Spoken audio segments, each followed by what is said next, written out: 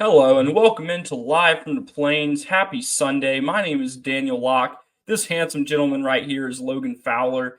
It is such a good day, Logan. The New Orleans Saints just picked up a 44-19 win over the Dallas Cowboys to improve to 2-0 on the year, and I'm over the moon about it, but we're not here to talk about that today. But how are you doing? Doing well, man. Congratulations on your big win. Thank you. Thank you. Hopefully there are better things to come for you this season. Hopefully, like going 17-0, getting the number one seed, first round bye, and winning the Super Bowl, which is in New Orleans this year. So the Saints could become the second or third team to host the Super Bowl and win it after the Buccaneers were the first to do so. And then, Buccaneers were the first, and the Rams were the second to do it in back to back years. That'd be pretty cool. That would be Very neat. cool. But the Auburn Tigers, after a shocking, disappointing, some might say unacceptable loss to Cal, picked it up last night, took on the New Mexico Lobos on a ugly, rainy day at Jordan-Hare Stadium, and walked away with a 45-19 win and stopped an offense that, hung in there with a top 25 team in Arizona. Yeah, I mean that offense was averaging 35 points coming into the game. Um, Obviously, the defense. Some people are going to say that the defense didn't play up to par, which they didn't. They secondary definitely left a lot on the field. Um, but at the end of the night, they gave up only 19 points. Right. It's kind of a bend don't break mentality. Right.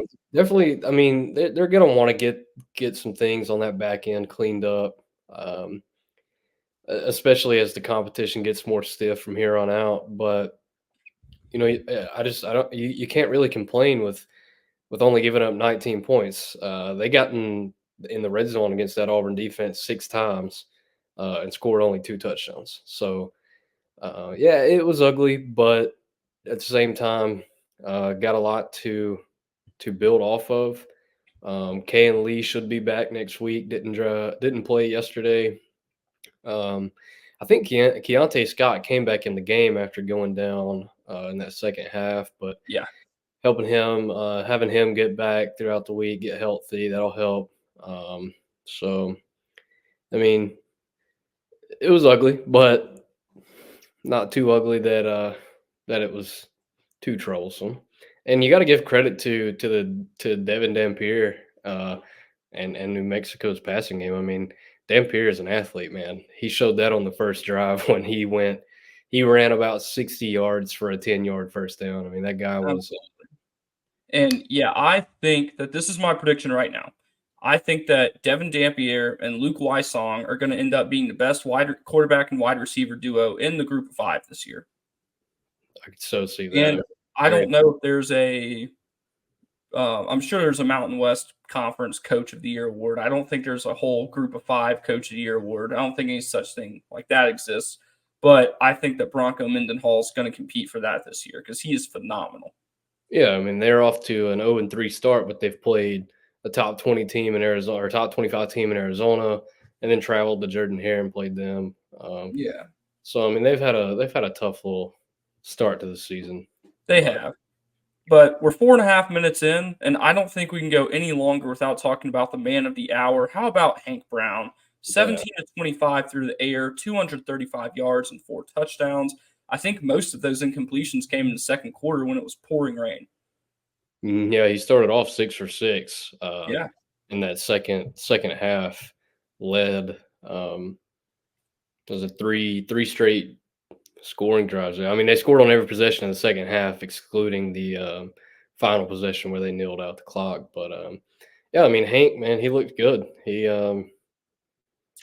I think I was most impressed with the demeanor that he showed in the pocket. Um, he stood in the pocket, surveyed the field. I mean, if he saw something on the right side that wasn't open, he would look back to the left, and that's such a simple concept. You might be thinking, why are you even mentioning that? Well, that's because I mean, Auburn fans haven't really seen a quarterback stand in the pocket and survey the field like Hank Brown did last night. He threw some good balls. They obviously had a game plan early on to get him some quick throws and get him comfortable out there.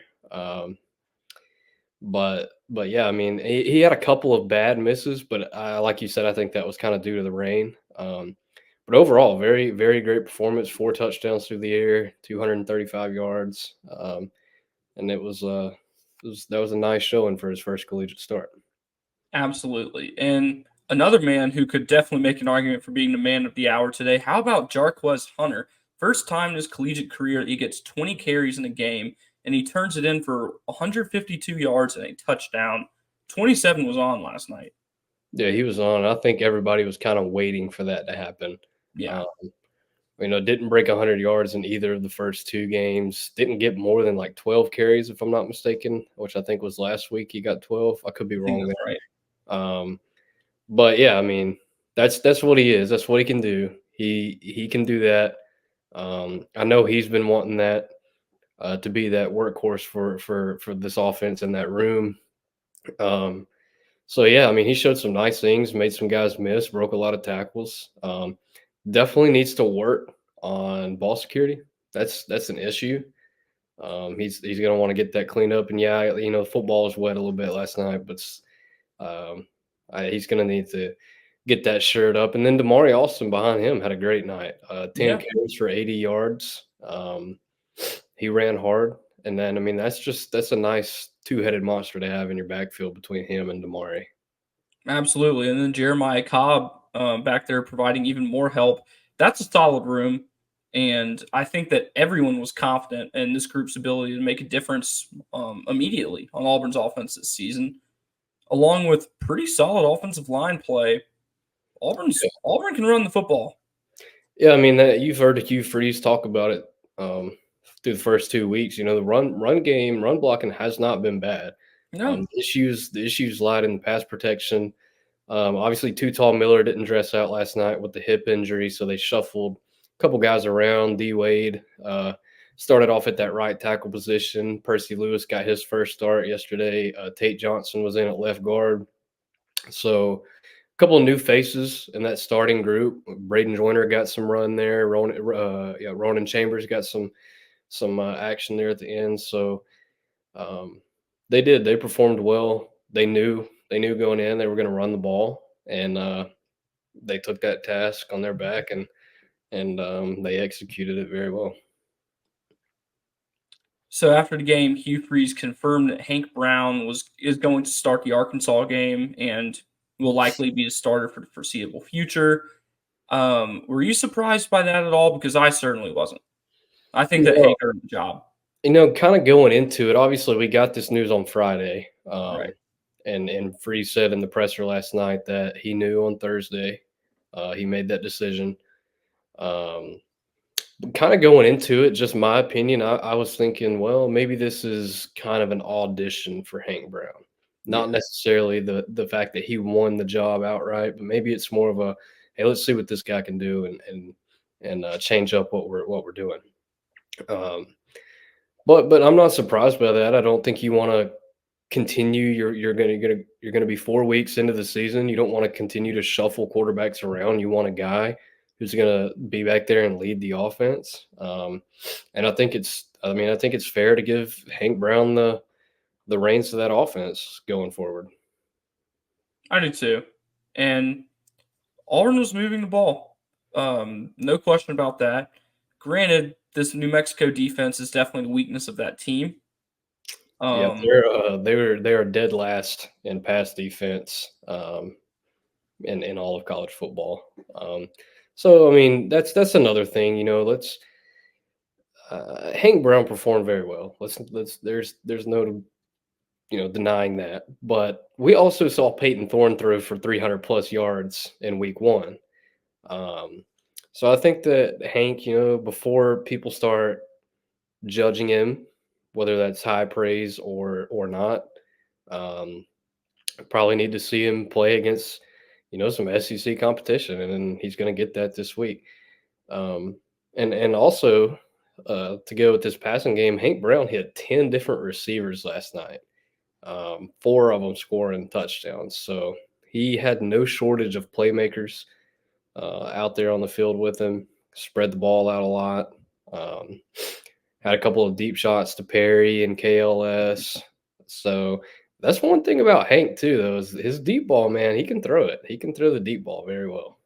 Absolutely. He's got a lot of power behind that arm. He's put that on display multiple times, and I really think that that's going to be a strength for him as he continues to progress as Auburn starter. Yeah.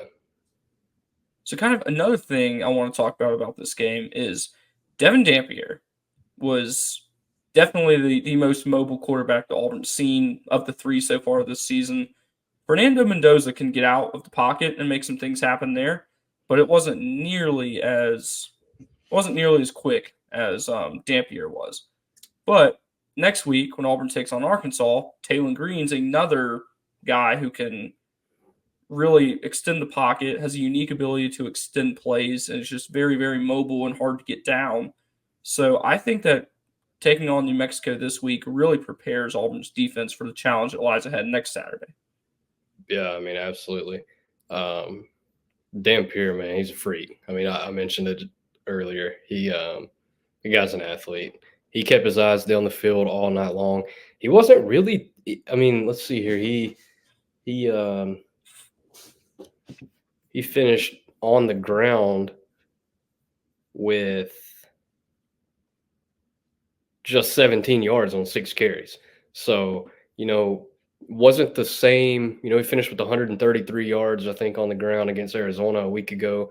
Wasn't necessarily taking off and running with it, but the guy didn't stay in the pocket for very long last night. No, He was everywhere. And because of that, Auburn didn't get a sack in this game. They only had 1 tackle for loss, 5 quarterback hurries. So obviously, Auburn's going to want to pick up on the pass rush. Freeze even talked about that. He didn't think that they crushed the pocket well enough to his liking against Cal. But yeah, I mean, Devin Dampier definitely can help prepare you for a guy like Taylon Green who's coming in next week. A little bit of a difference in the body of Taylon Green and Devin Dampier. Devin Dampier is listed at 5'10". We'll see if he's. I don't think he's actually 5'10".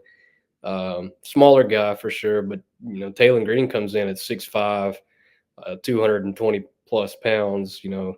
Big athletic guy who can really run. So that'll be a good test for Auburn. I would agree. And kind of reminds me of KJ Jefferson, Yeah, a I guy think who Taylon Auburn Green's had a mixed probably bag of results against. right. I think that Taylon Green's probably a little more athletic than Agreed. KJ Jefferson. Kind of two different running styles, but yeah, they're similar.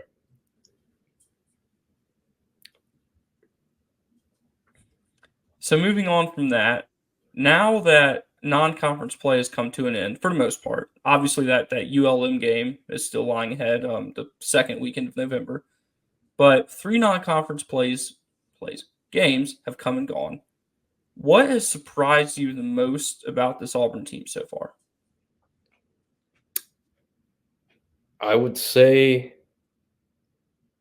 I'm not even going to go with surprised really as much. It's the lack of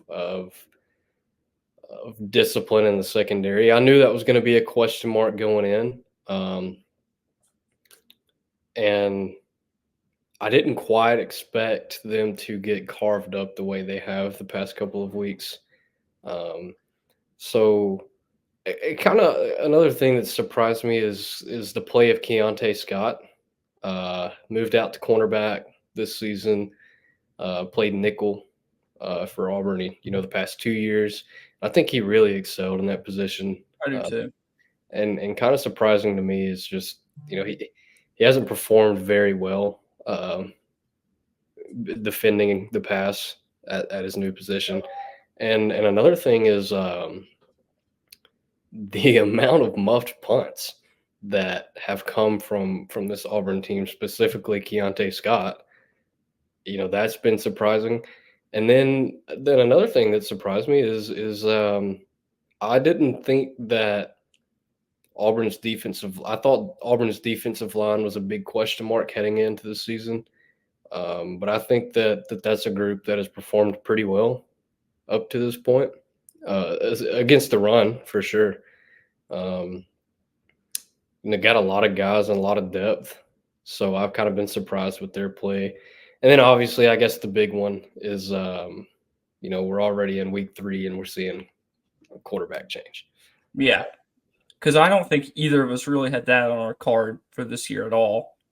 I was confident in Thorne all off season because Freeze said that he was confident in Thorne, which this is a conversation that I'm sure we'll get into later this week, but kind of makes you wonder, was Peyton Thorne literally Tom Brady in practice? I saw I Because if saw the a tweet. practice film was that good, Yeah, I saw a tweet. Obviously, we're referring to Freeze saying in his Monday presser that Thorne was, the best quarterback in practice. I saw a tweet last night during the game that was like, well, no wonder Peyton Thorne was the best quarterback in practice because he was practicing against this defense. that's So, fair. um, yeah, I mean, that's kind of shocking, but crazy things happen. Absolutely. And I don't think that ahead of when Hugh Freeze confirmed on Tiger Talk the first week of the season that Hank Brown was QB2, I'm pretty sure that if you had just told somebody that there was going to be a quarterback change, they would have assumed it was going to be Holden Garner. Yeah, man, Holden Geriner got in the game last night to throw that Hail Mary there at the end of the half. And he took off running for it, man. Freeze looked at him like he had 2 heads. I'm like, that I mean, I don't even know why he didn't even take a chance at throwing the deep ball there. I don't know what he was thinking trying to take off and run, but I don't either. yeah, I mean, I it's mean, not like you're going to get 50 yards, most likely. right. I mean, But Devin Dampier could probably find a way. yeah, But Holden Garner's not nearly as athletic as him. no. But If going he back was, to he would your probably be on the field. right. Going back to your comment about Holden Geriner, you think Holden Geriner is going to take over at QB2. I think that just goes to show, and compliment Hank Brown, redshirt freshman. A guy came in last year in that bowl game, and I mean he showed his talent there. Yeah. And obviously he didn't shy away from competition this season. He didn't hang his head when he didn't win the starting job. Um, so I mean, credit Hank Brown for sticking in and still believing in his abilities and his coaches, and it's paying off for him now. Yeah, and another thing about Hank Brown is he was obviously committed to play for Hugh Freeze at Liberty in the 2024 class. And then when Hugh Freeze is hired by Auburn, he decommits from Liberty on December 19th, 2022. He commits to Auburn. And that's one that I feel like the consensus among people who follow the program was, oh, okay, that's nice, but I don't ever anticipate him really being the starter just because you get so caught up in that star rating. Hmm. He was obviously only a 3-star. And then, especially 2 months later, when Walker White committed, it's like, okay, top 10 quarterback, borderline top 100 player. He ended up being a top 50 player according to 247 Sports by the time it was all said and done. And everyone just assumes that this is Auburn's quarterback of the future.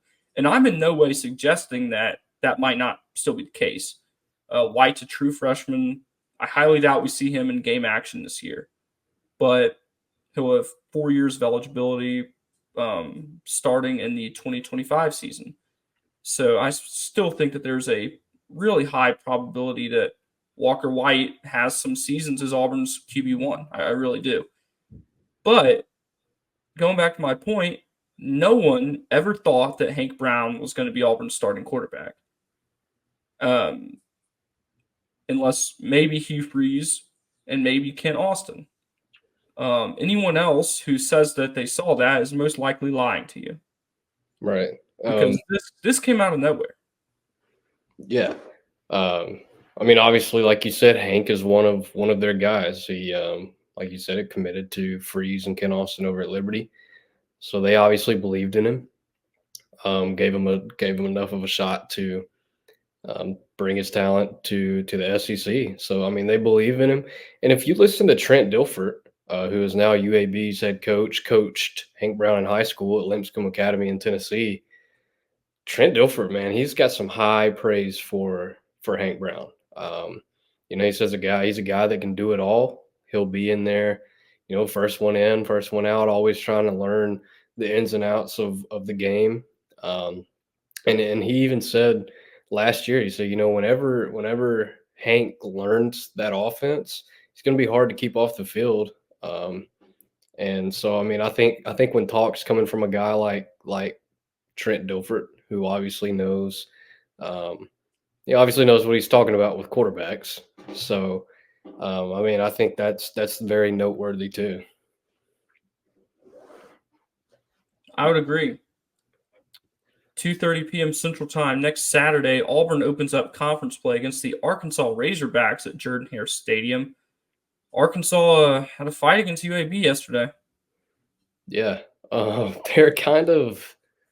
I'm not gonna get too much into it. We'll obviously talk a little bit more about this as the week goes on.